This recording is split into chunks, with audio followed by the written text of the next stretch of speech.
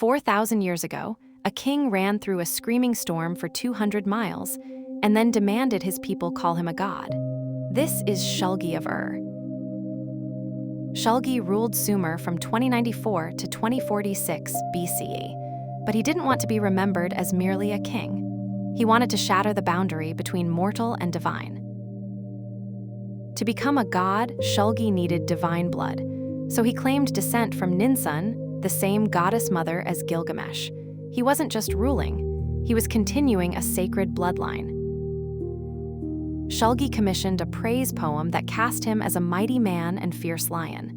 This wasn't vanity, it was liturgical engineering. Political ambition, rewritten as divine mandate.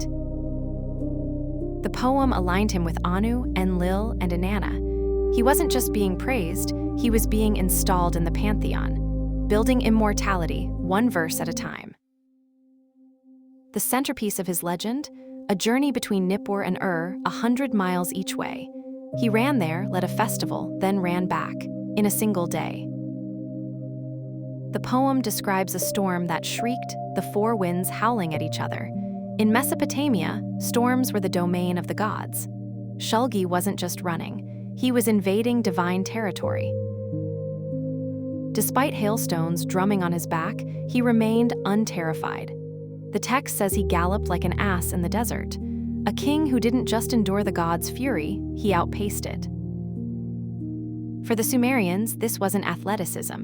It was proof. A mortal can't outrun a storm or cover 200 miles in a day. Therefore, Shulgi wasn't mortal. The logic was irrefutable. His poem became part of the Decad, 10 essential works every scribal student had to master. He didn't just write his myth. He embedded it in the education system itself. He built new roads, inns, and gardens.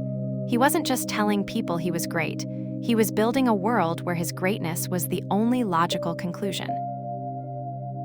He standardized weights, measures, and the calendar. This wasn't administration, it was the imposition of a singular vision, total control disguised as order. Early scholars dismissed the run as fiction, but modern ultramarathoners have covered similar distances. The line between myth and extreme human capability, it's thinner than we think. Years were literally dated by this event, the year when the king made the round trip between Ur and Nippur in one day.